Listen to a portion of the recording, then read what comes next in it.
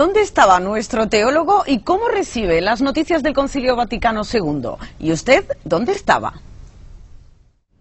A medio siglo del Concilio Vaticano II, ¿por qué era ese el momento justo y necesario y no otro? ¿Sabía usted que en el concilio participaron personas creyentes de otras confesiones e incluso ateos?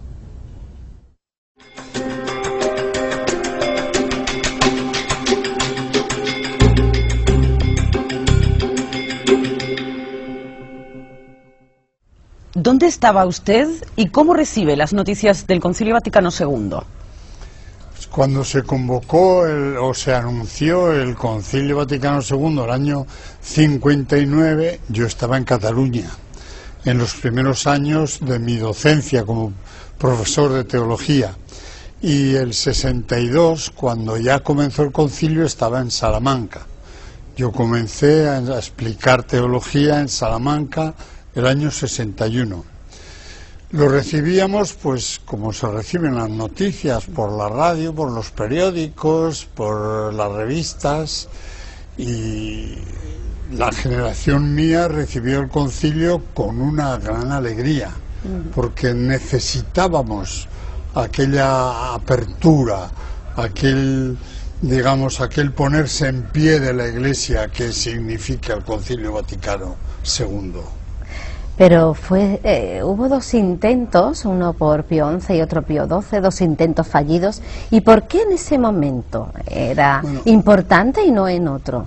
Tanto como intentos, hubo reflexiones. Pío XII parece que hizo algunas consultas acerca de la oportunidad de convocar a un concilio, y los resultados de esta consulta no debieron de ser muy favorables, puesto que el Papa desistió. Y luego no había grandes comentarios, de tal manera que la convocatoria de Juan XXIII fue una gran sorpresa.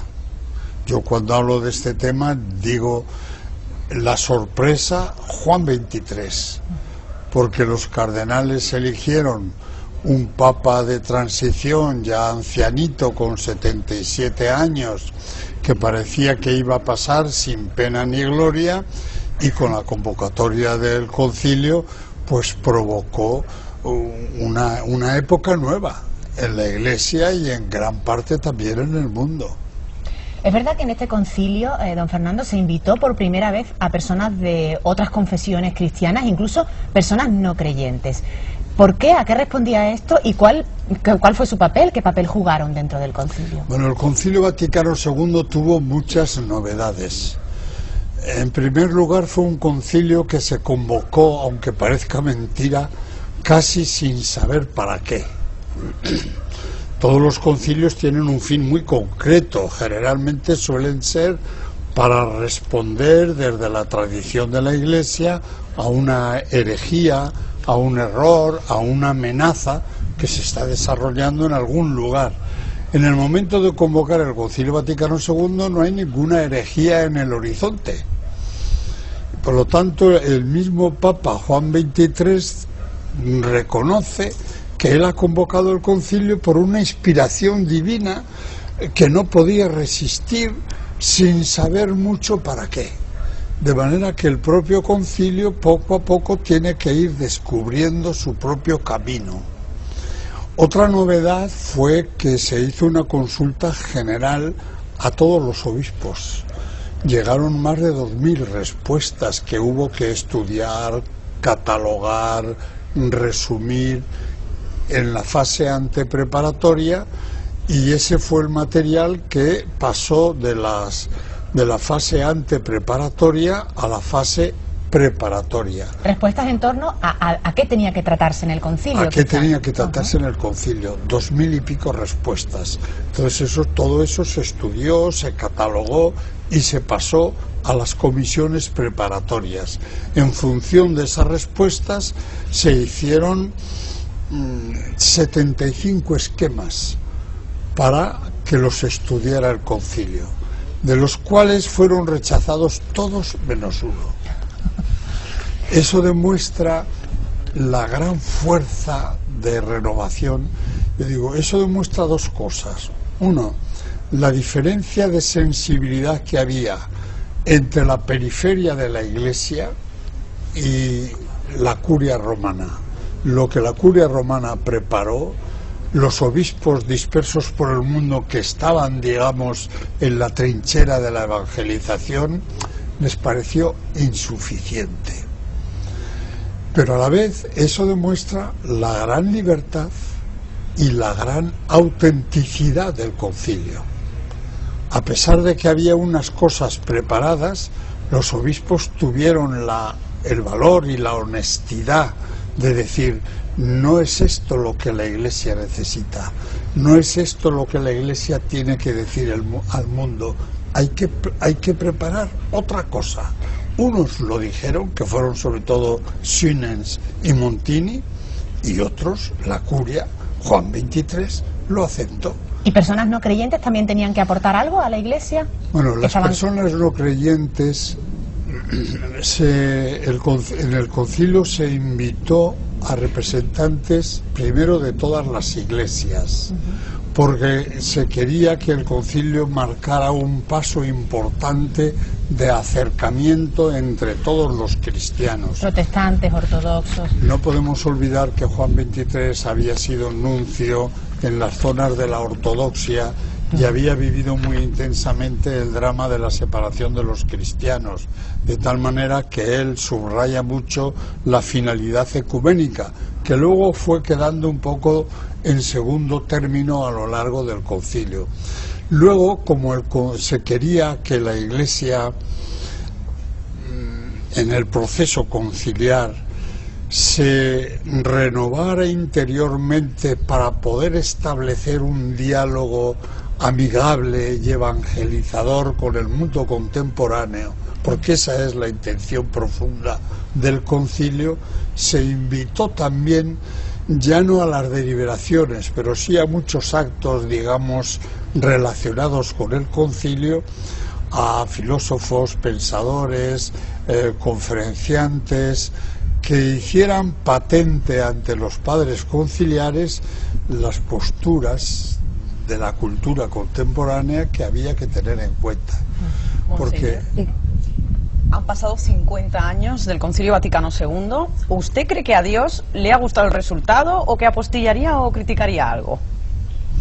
Bueno, yo siempre con Dios soy muy respetuoso y siempre digo, a Dios no hay que pedirle cuentas de nada, sino confiar en Él y obedecerle, porque cómo piensa Dios de nosotros nos enteraremos cuando lleguemos cuando lleguemos al cielo, ¿no? Pero bueno, entendiendo la pregunta en su sentido realista, yo creo que el fruto del concilio está todavía por llegar. Yo pienso que el concilio fue un poco precoz. La mayoría de la cristiandad no lo entendió, ni supimos acogerlo. Se dice el concilio fue demasiado europeo. El concilio lo hicieron fundamentalmente las iglesias de Francia, Alemania, Bélgica, centroeuropeas. Nuestra iglesia española, por desgracia, pues estaba fuera de las preocupaciones dominantes en el concilio. La Iglesia española llevaba muchos años de aislamiento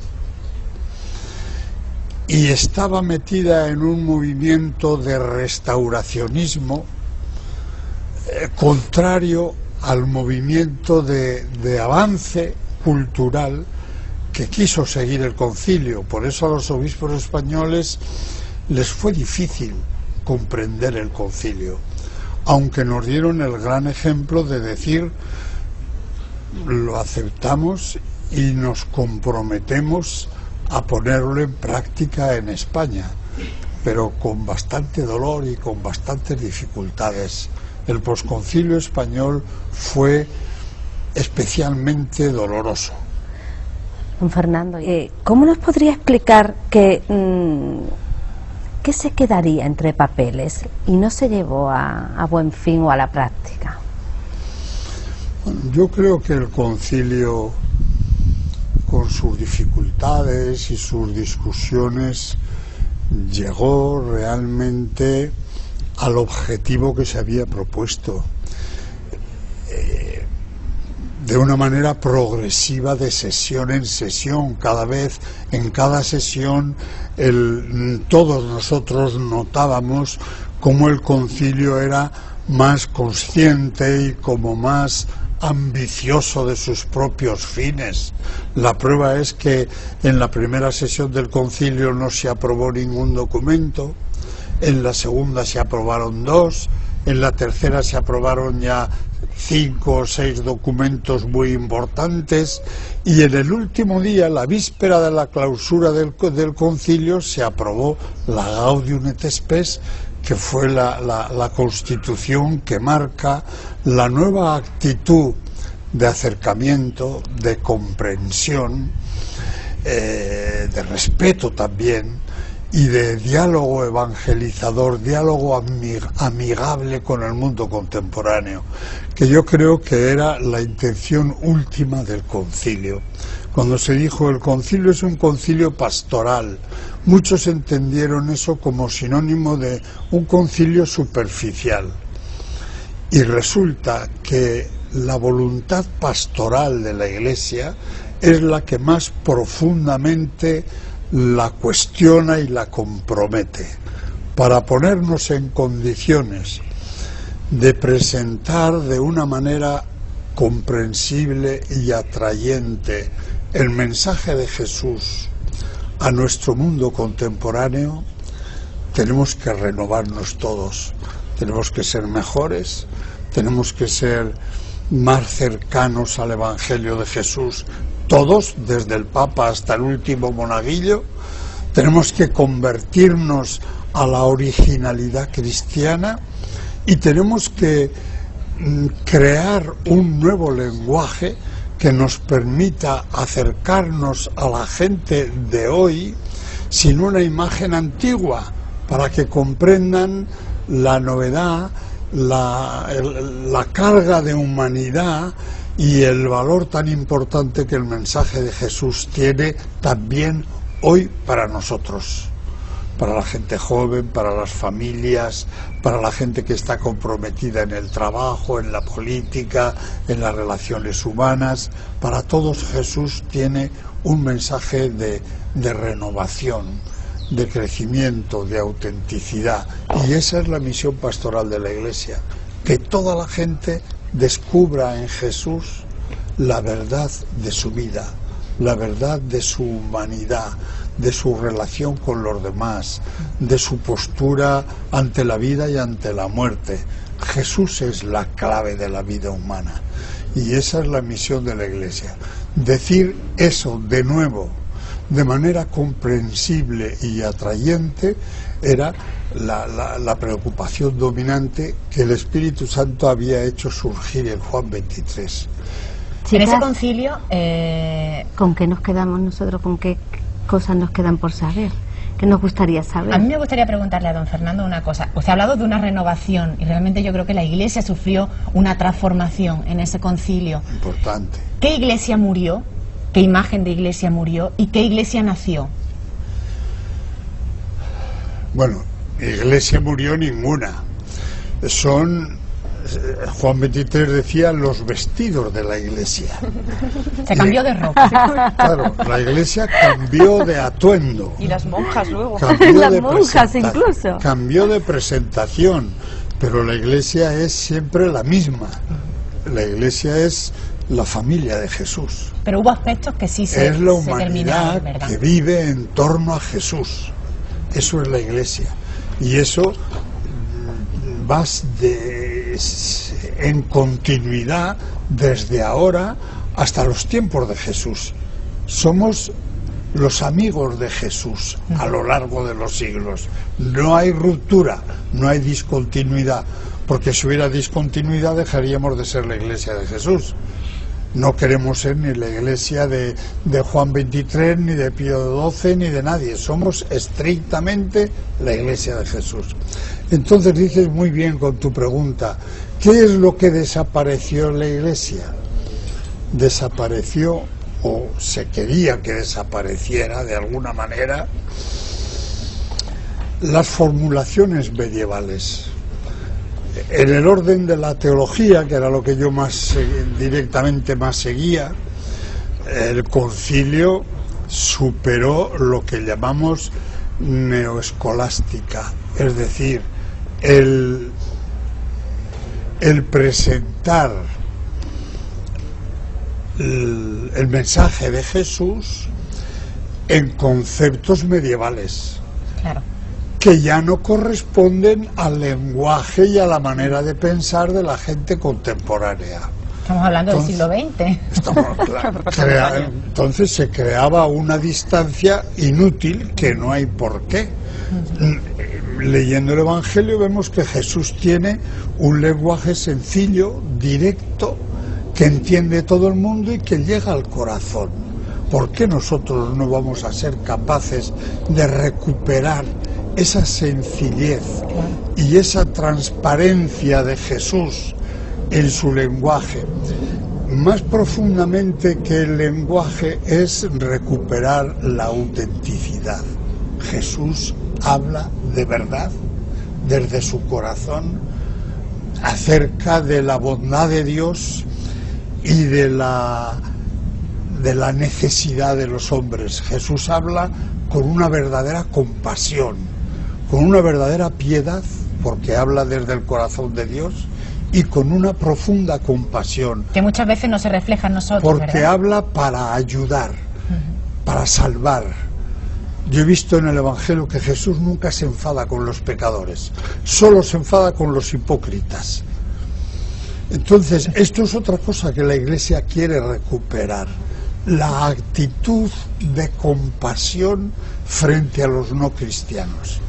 El concilio dice, ya está bien de condenar, ya hemos dicho suficientemente lo que está mal, vamos a salir al encuentro del sufrimiento de la gente y le vamos a decir amablemente, fraternalmente, que Jesús es la solución de ese sufrimiento y de esos deseos. Es decir, la Iglesia hace un giro importantísimo, voy a decir una palabra que está mal usada en el talante, de un talante de guardián de la verdad que condena al que se sale del camino, adopta el talante de Jesús, de compasivo, de misericordia, Don Fernando, que se para junto al que está caído para ayudarle, para limpiarle, para cuidarle, decir, oye, yo tengo la solución al sufrimiento que tú tienes en tu corazón. La solución es Jesús. El Evangelio, la buena noticia. Es una buena noticia, es una manera más convincente. Es decir, y esa es la intención profunda del concilio. Crear una actitud nueva en la Iglesia para salir al encuentro de nuestro mundo de una manera atrayente, dando por supuesto que la gente que no es cristiana también tiene su corazón y busca la felicidad y son hijos de Dios, y nosotros tenemos que salir al encuentro para contarles la verdad de Jesús. Don Fernando, todo esto está muy bien, pero si nos vamos 50 años atrás, ¿la gente de la calle sabía lo que se estaba cociendo?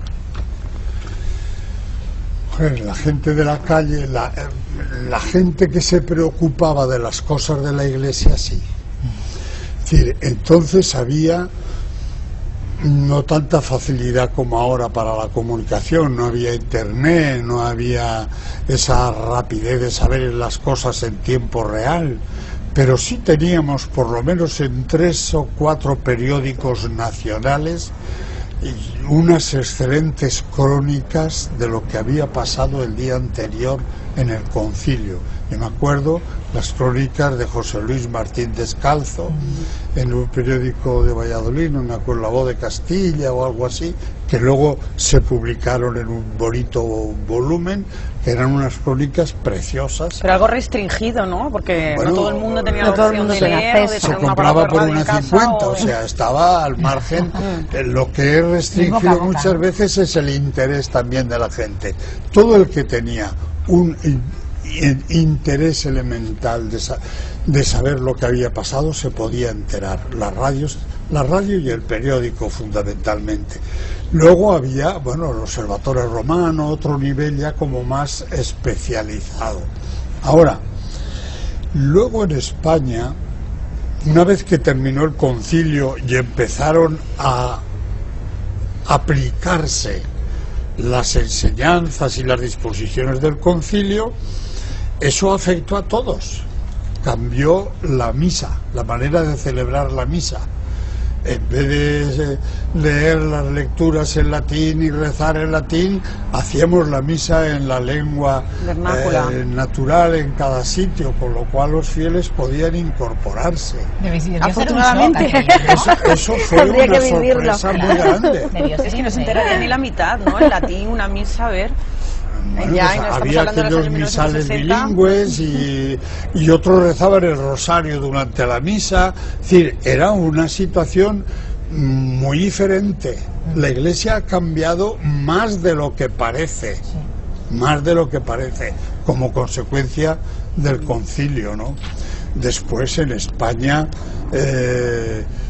comenzó a desarrollarse la presión en favor de las libertades políticas y de la libertad religiosa, porque hay un documento de 4 páginas sobre la libertad religiosa que en el concilio propició el cardenal Wojtyła para defender la libertad de los católicos en las repúblicas soviéticas, y los obispos norteamericanos para defender la libertad de los católicos frente a la hegemonía protestante de aquellos tiempos en Estados Unidos, que nadie pensaba en España, pero de rebote ese documento fue un torpedo contra el sistema político español, que era oficialmente católico y no reconocía la libertad religiosa de los no católicos.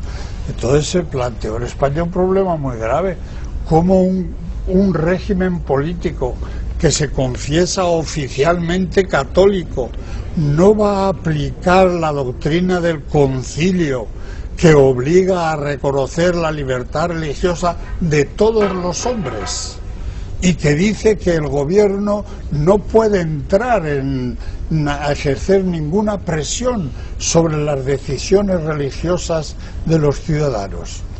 Eso hizo que el concilio tuviera una recepción bastante deformada en España, porque este conflicto de la libertad religiosa politizó la interpretación del concilio.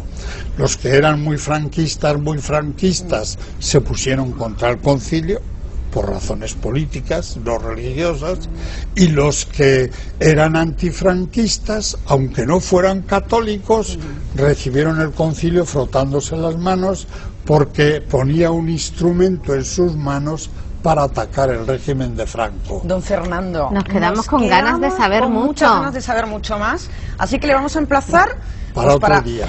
Déjame una solamente. Venga. Don Fernando, aquel jovenzuelo que recibe ese Vaticano II con 30 y tantos años, ¿qué queda de esa ilusión, de esa esperanza con la que lo acogió? Yo lo recibí con alivio. ¿Qué queda? ¿Qué queda? Con mucha esperanza. Resopló. No es que queda, es que tengo más esperanza ahora que entonces. Yo lamento ser ya tan viejo porque querría ponerme de nuevo en la pelea de anunciar al mundo actual, querido, a mi mundo, anunciarle que Jesús es la verdad, que Jesús es la felicidad, que es el camino, porque tenemos ahora un mundo, pues no sé, de alguna manera más alejado de Jesús que entonces, aunque el sufrimiento por debajo también acerca a Jesús.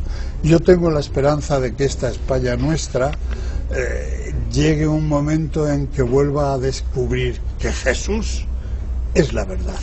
Pues es la felicidad. Con esas palabras nos quedamos, y su ilusión y su esperanza seguro que la hemos transmitido también. Muchísimas gracias. Muchísimas gracias, don Fernando. Jesús no se lleva, pero tal vez, y por supuesto, está.